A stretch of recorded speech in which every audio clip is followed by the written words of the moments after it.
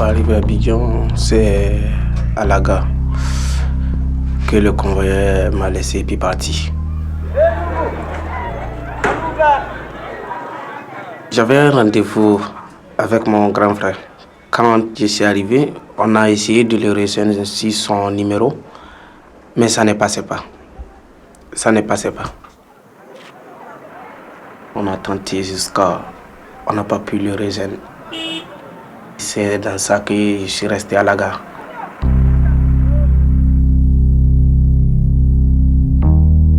Il y avait beaucoup des enfants. Eux, ils sont plus grands que moi. J'étais le plus petit. Première nuit, ils ont enlevé mon argent, les 10 000. Ils ont pris mes vêtements aussi. Ils m'ont tout arraché par la force.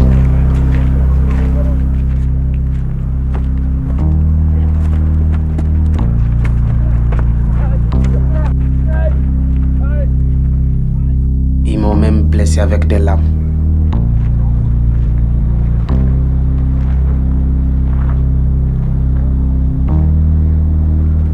Ça faisait très peur, mais on n'avait pas le choix. Il faut forcément aller à la gare, parce qu'on ne sait même pas là où aller. J'ai demandé de l'argent aux gens. Ça veut dire que c'est demander de l'argent aux gens pour pouvoir manger.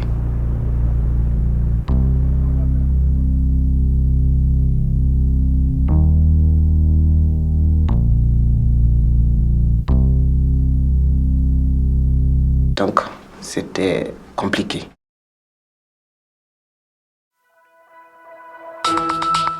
L'expérience vécue par Barthélemy est similaire à celle de beaucoup de jeunes en Afrique de l'Ouest.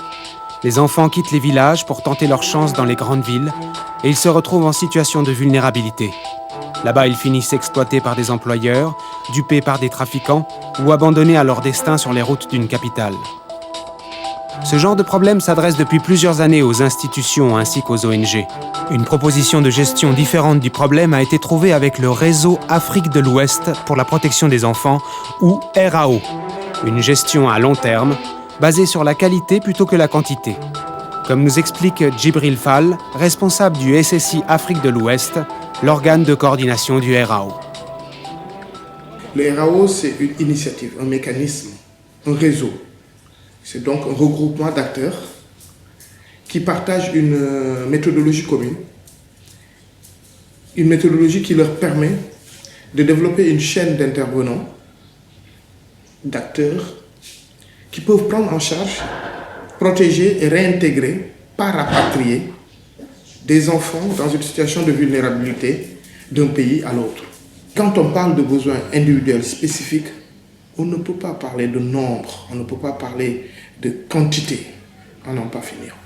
On s'intéresse à l'enfant, à toute vie, à toute vulnérabilité, à toute perspective d'avenir. Parce qu'un enfant, nous, on ne le voit pas juste comme un acteur vulnérable, c'est une perspective d'avenir, c'est des ressources actuelles qu'on doit mettre en œuvre. Et donc la démarche qualité pour nous consiste à pousser les partenaires qui accompagnent ces enfants-là à être le plus rigoureux possible pour répondre aux besoins spécifiques de l'enfant dans son contexte et pour son avenir. Pour ce faire, le RAO utilise une procédure appelée communément les standards, composée de 8 étapes. D'abord, il s'agit d'identifier un enfant qui est en état de vulnérabilité et qui souvent vient d'un autre pays. Ensuite, il faut urgemment l'extraire de sa situation vulnérable, le protéger. Puis étudier sa situation personnelle pour établir un plan d'action. Chercher la famille de l'enfant et l'évaluer pour voir s'il est possible de le renvoyer à la maison. Et dans le cas contraire, il faut chercher des alternatives comme des centres ou des familles d'accueil. Réintégrer l'enfant dans un tissu social et un environnement où il peut grandir et apprendre. Le suivre dans sa réintégration, une tâche pas uniquement pour les professionnels, mais aussi pour les communautés et les personnes de référence. Enfin, s'assurer des ressources économiques des familles et des communautés pour garantir une durabilité du placement et prévenir d'éventuels départs. Ce système de 8 étapes est construit et élaboré autour d'un point commun et fondamental. L'enfant. Les RAO a replacé l'enfant au centre des préoccupations. Pas seulement comme victime, mais comme acteur de sa potentielle réussite sociale et personnelle. Nous choisissons 3 pays membres du RAO pour aller à la rencontre des vrais cas traités par le réseau, constater une fois sur le terrain ce que sont devenus ces enfants et vérifier si ces 8 standards sont effectifs dans la pratique. À Lomé, nous faisons la rencontre du directeur d'Espace Fraternité Makchile Adodo, coordinateur RAO pour le Togo. Nous avons, par rapport aux enfants réintégrés, exemples concrets, il y en a. Nous en avons qui ont terminé leur formation, nous en avons qui sont en cours. Nous avons également d'autres enfants qui ont choisi le commerce et qui réussissent véritablement et qui aujourd'hui sont, si, tel que nous le voyons, si ça se poursuit comme ça, risquent de vraiment concurrencer avec des anciennes commerçantes sur le terrain. Parce qu'il y a une par exemple qui vend des tubercules et j'avoue que ma dernière mission de supervision m'a émerveillé. Et je suis heureux aujourd'hui de les brandir comme des trophées. À Ouagadougou, nous rencontrons Zampou Lassina, coordinateur RAO pour Kiogo, ONG burkinabé de protection de l'enfance. On a plusieurs cas, mais il y a un qui est assez intéressant, c'est le cas de Fulbert. Je pense même que le dossier de Fulbert est juste à côté. Un jeune qui a été réinséré dans sa famille, mais qui a identifié un projet assez intéressant, qui est une formation qui a duré quand même 3 ans. Il y a la famille de Fulbert qui s'est vraiment impliquée dans l'accompagnement de cet enfant pour sa formation. Mais il faut souligner aussi la volonté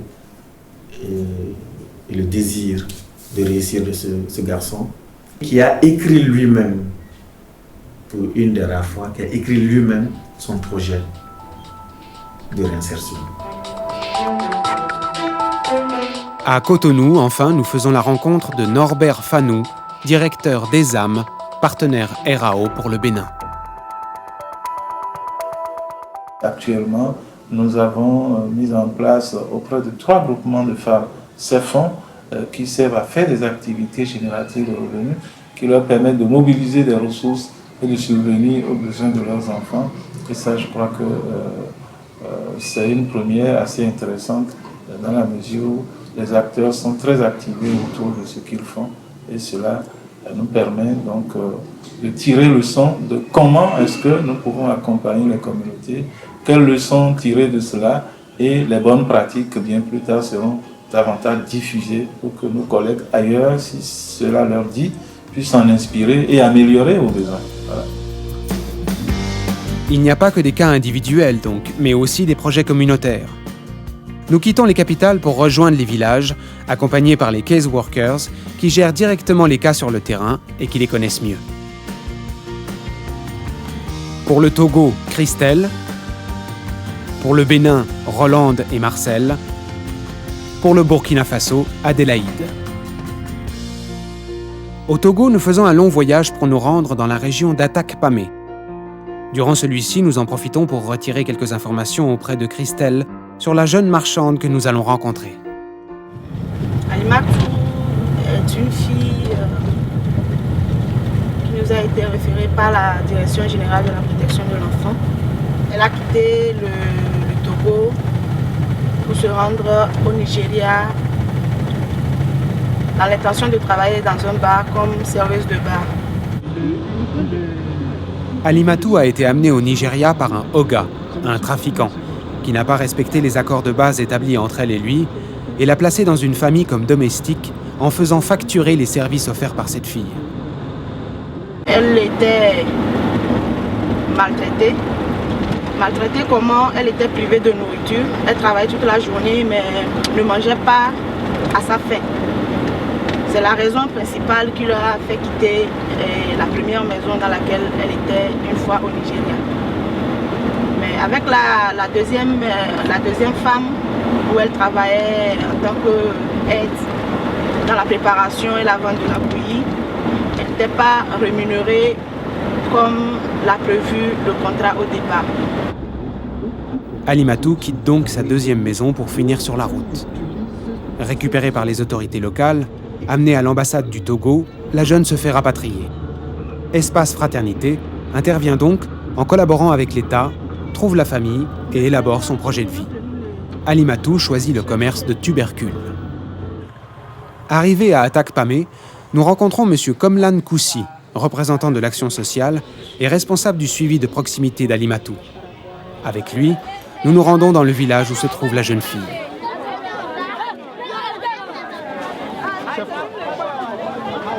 Après plus d'une demi-heure d'auto sur une piste, nous arrivons finalement dans un petit marché riche en couleurs.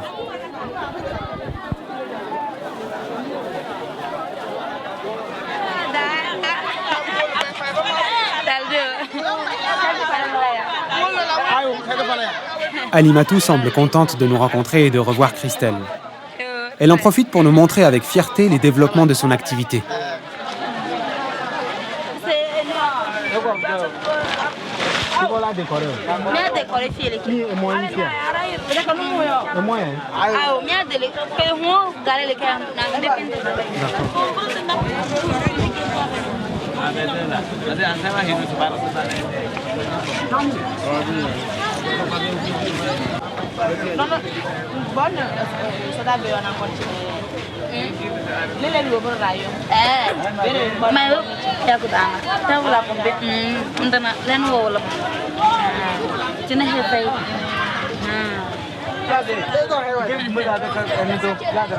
La quantité d'igname qu'elle a à vendre va la tenir occupée pour le reste de la journée.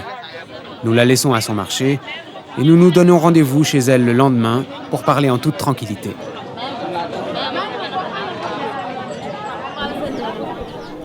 Je viens à 3h du matin.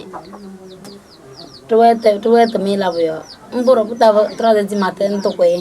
Nyalo muro ne egongo jusalam ne epi muyo kudi debe sebadava erk na eblavan dokoy tam mveng bola mwa tamana la boyo mpona nyalo wondu njoto sela kumsano pedin ke koda sen labana to mbor la ke kaka ahu kom subuyula enyal nyangse tonan suta bodo kinkin enyal kinkin esone se bujo solom igde hene. C'est 23h du matin, je ne peux pas sortir. Je ne peux pas sortir. Je ne peux pas sortir. Je ne peux pas sortir. Je ne peux donc peut-être final le sonnier dida. Le sonnier dida finanga kada. Ndo tale ja paro e mabungbe se blaban non we kambo. Mais il te mère de la te mine ndo we kana be yo. Yana e fe yu na ko. Aujourd'hui, heureusement, ses perspectives sont différentes. Elle vit dans une cour avec ses frères qui l'aident aux travaux domestiques. Elle est indépendante et efficace, et sa journée ordinaire est radicalement changée.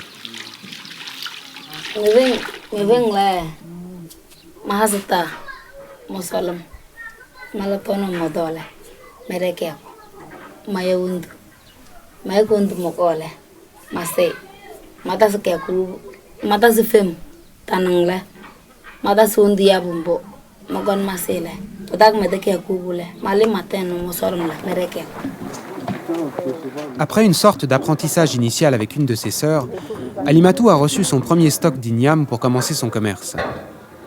Depuis, elle a multiplié ses tubercules et diversifié son commerce en achetant aussi des céréales, avec le but d'agrandir son activité.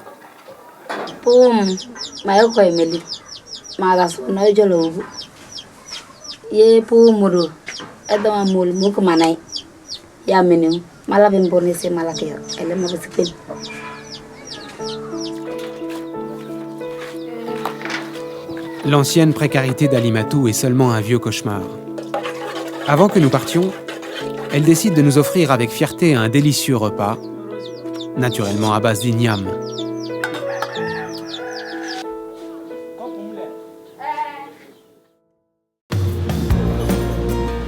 Au Bénin, Roland et Marcel sont prêts à quitter Cotonou pour rejoindre la région du Mono, une zone particulièrement touchée par le problème des enfants en état de vulnérabilité.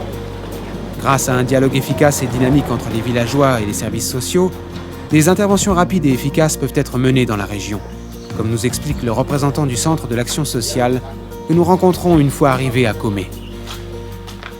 Dans 8 villages, dans chaque village, il y a un comité un comité composé de 5 à 7 personnes du village. Et ce comité-là a pour président le chef du village. Donc je disais tantôt que quand on a des informations sur l'origine de l'enfant à Comé, on contacte ces comités-là. Ces comités sont dans le village. Ils connaissent les gens du village. Ils nous aident à retrouver les parents. Quand on retrouve les parents, on va dans la famille faire une enquête sociale.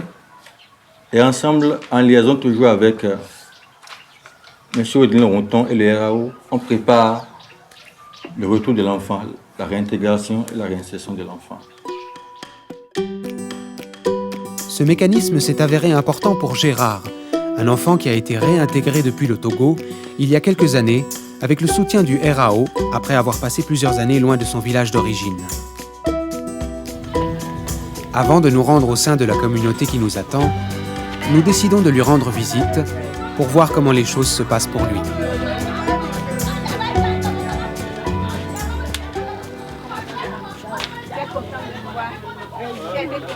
Orphelin à l'âge de 5 ans, Gérard a été envoyé au Togo pour vivre d'abord avec sa tante et ensuite avec son cousin. L'expérience avec la famille a été terrible. Accusé plusieurs fois de faire des bêtises et de voler, il a souvent été frappé, parfois lourdement, et mal nourri, voire pas nourri du tout. Quand il en a eu assez des maltraitances, alors qu'il était encore très jeune, il embarque pour un voyage au Nigeria, où il passe 1 an dans plusieurs centres sociaux. Il est de nouveau renvoyé au Togo, où il est finalement signalé au RAO. Le réseau identifie sa tante, à qui il confie l'enfant, car elle était disposée à l'accueillir et à le traiter avec soin et affection. Gérard retourne donc à l'école et décide de remercier à sa façon sa tante, qui lui a donné une occasion de récupérer, peut-être, une partie de son enfance perdue. Je peux aider la tante au champ et bien, je peux vendre les petits beignets que la tante fait chaque fois. Je peux vendre, ou soit laver, je peux faire les travaux domestiques, cuisiner, aller chercher des travaux. Après ça, je vais au terrain de jour, c'est fait. Donc le garçon est pour la tante une aide précieuse dans la maison. Il sait aussi que la meilleure façon de remercier ceux qui lui ont donné cette chance, c'est d'exploiter au mieux ses capacités en atteignant les objectifs fixés. Gérard, vraiment, c'est un enfant exemplaire. En matière de discipline aussi, c'est quelqu'un qui est discipliné. Il vient correctement au cours, il travaille bien, il est assidu.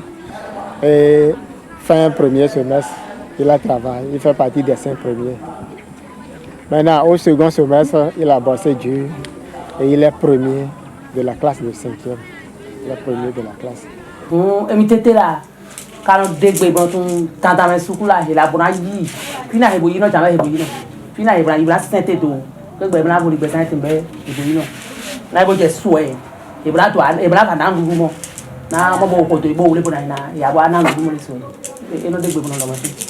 Mo cha bo le go to bo to tente à soukou là tembe mi chamra yi. Bona kwanduna. Après l'école, Gérard veut devenir comptable. Pour nous, il semble être sur la bonne voie. Nous souhaitons à Gérard le meilleur pour sa vie, et sur les notes d'une chanson qui nous est dédiée, nous nous remettons en route.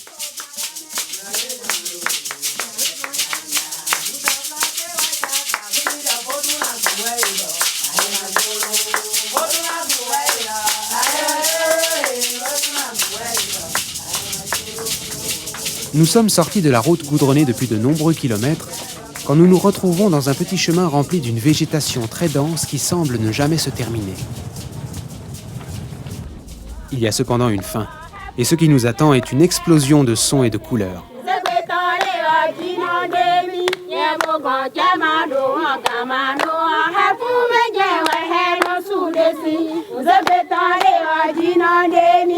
Nous sommes dans la communauté Eiguru Mederu du village de Kazagi. Avec le soutien d'un projet RAO qui vise à améliorer leurs conditions économiques pour la prise en charge des enfants, cette communauté mixte s'est réunie et a mis sur pied une activité génératrice de revenus avec la transformation du manioc.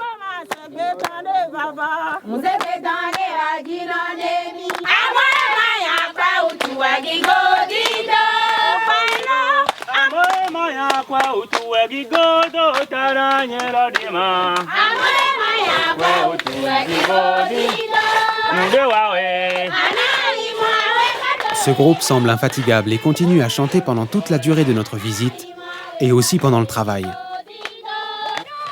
En effet, le manioc ne se prépare pas tout seul. Il y a ceux qui s'occupent du feu,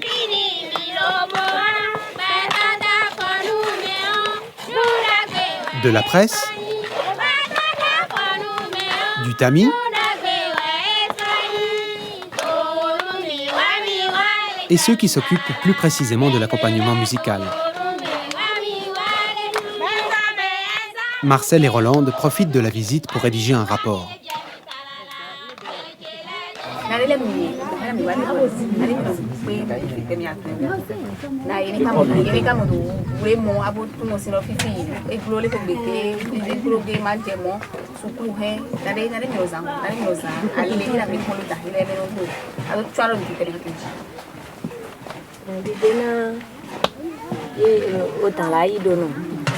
Nên yêu sĩ bon bo ma bo bredo aton na so owe ho do pa abu so lo ko awa ha mana mi vivi we mi so ado dila nya de don na nu kon yi ado no na fi pe mi do so gbetara chan ado ti gbetara eyin gbetara agbe bodo le na adigba wa ni gbara boro fo teterete ni tere ni adigba wa ni gbara boro fo teterete o pa bi tere mi.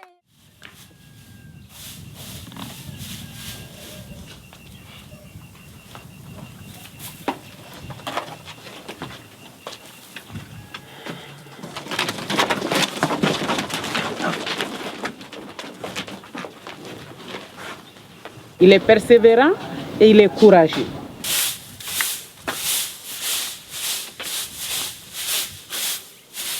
Obtient ce qu'il veut.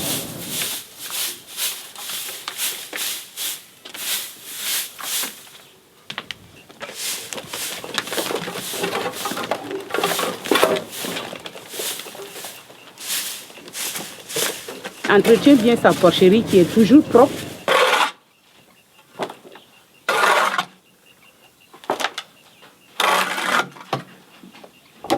L'enfant a été l'acteur de sa propre réinsertion. Au Burkina Faso, nous découvrons un projet de réinsertion à travers la formation professionnelle dans le but de créer une activité génératrice de revenus. Un défi à long terme, celui de Fulbert, qui vit dans un petit village à 45 km de Ouagadougou. Nous nous rendons vers lui dans la soirée avec l'intention de passer la nuit au village. Nous voulons suivre sa longue journée en tant qu'éleveur. Je me lève très tôt le matin, à 4 heures du matin. Je balaie mon porcherie. Si je m'occupe de mes animaux, je dois aller au jardin pour arroser.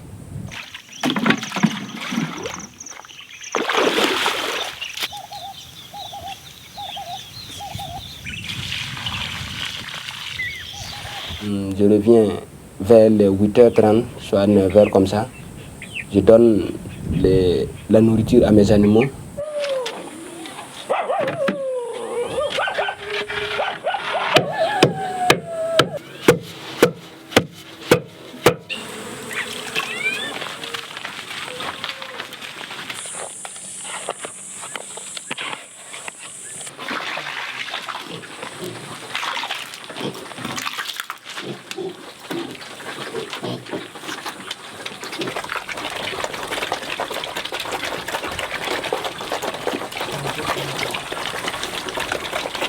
Aux périodes d'école, à 6 heures, je quitte ici pour aller à commissariat. Je dois prendre environ 45 minutes de parcours pour arriver.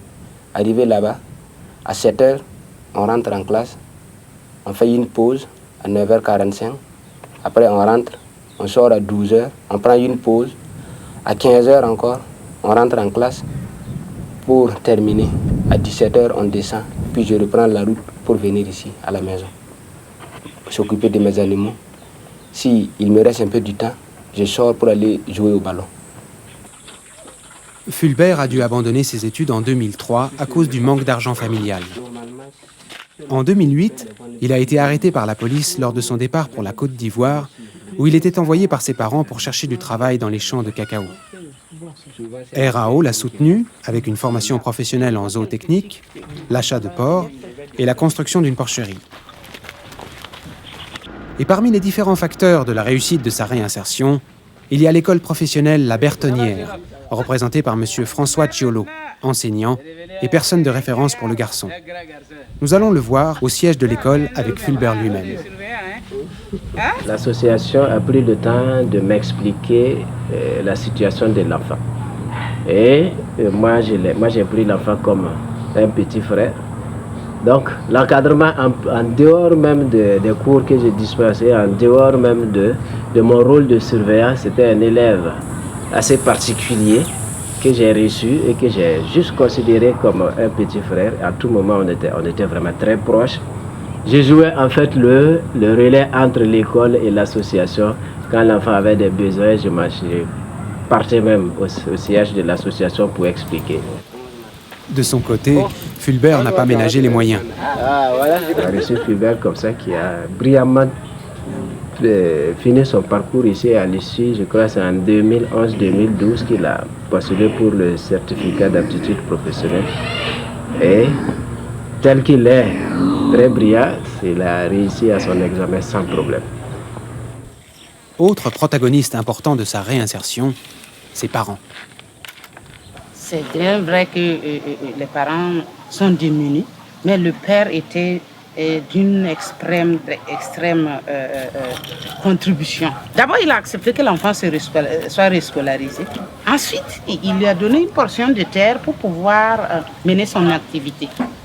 Aussi, au niveau de sa mère, sa mère participe à donner, comment on appelle ça, à l'alimentation de son bétail.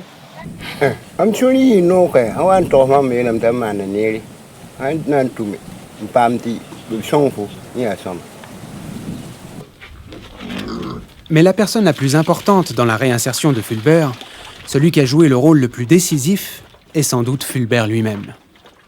Ma première vente, j'ai vendu à 300 000. Les 300 000, j'ai enlevé 100 000 pour payer le son pour les autres animaux. Et j'ai enlevé 75 000 pour payer ma scolarité. J'ai enlevé 110 000 payer un veau. Mais malheureusement que j'ai perdu le veau il y a pas 2 semaines. J'enlève un peu pour les vieux et la vieille.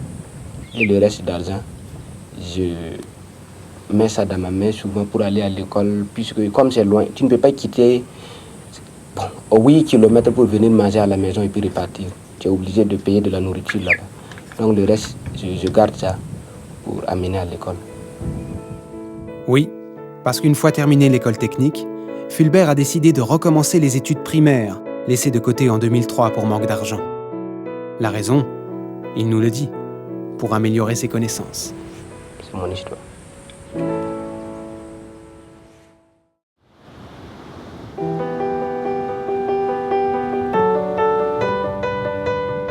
L'approche qualité, nous avons pu le voir, peut marcher aussi à long terme. Parce que grâce à cette approche, il est possible de remettre dans la société des individus stables et autonomes. C'est en tout cas beaucoup plus compliqué que tout simplement renvoyer les enfants vulnérables à la maison et s'arrêter là. Il faut que tous les acteurs, sans exception, donnent 100% d'eux-mêmes pour atteindre l'objectif final. À commencer par les professionnels. J'adore mon travail, j'aime mon travail et surtout je suis très fière lorsque je vais sur le terrain et que les enfants sont contents de me voir. Je me dis que je fais de bon boulot. C'est vrai que ce n'est pas toujours parfait, mais la façon dont je suis aimée par les enfants, j'aime. Et je les aime aussi. En passant par l'entourage de l'enfant, parents, enseignants, employeurs, amis, communauté, pour arriver à l'acteur principal, l'enfant.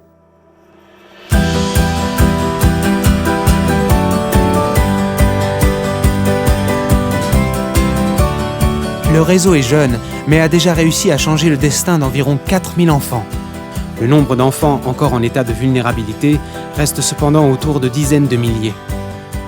L'espoir et le but des promoteurs est de pouvoir étendre la pratique à tout le monde, ce qui permettra ensuite de gagner en quantité sans perdre en qualité. Il faut impliquer d'autres acteurs pour que le mécanisme devienne fluide et que tout enfant, dans le besoin, dans un pays étranger, puisse être pris en charge convenablement, soit dans ce pays, soit accompagné, réintégré, suivi, soutenu dans son pays d'origine. On le fait pour de nombreux cas, mais force est de reconnaître qu'il faut des ressources autres, d'autres partenaires, pour que ce mécanisme puisse être fluide et être un mécanisme de tout le monde, finalement, qui protège les enfants.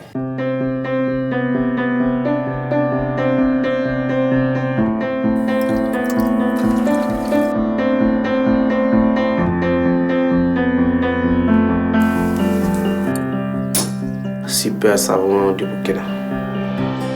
Grâce au soutien de son projet de vie, l'expérience de la gare d'Abidjan reste pour Barthélemy seulement un mauvais souvenir. Il gagne sa vie, il soutient sa mère et il paye les frais scolaires de son petit frère.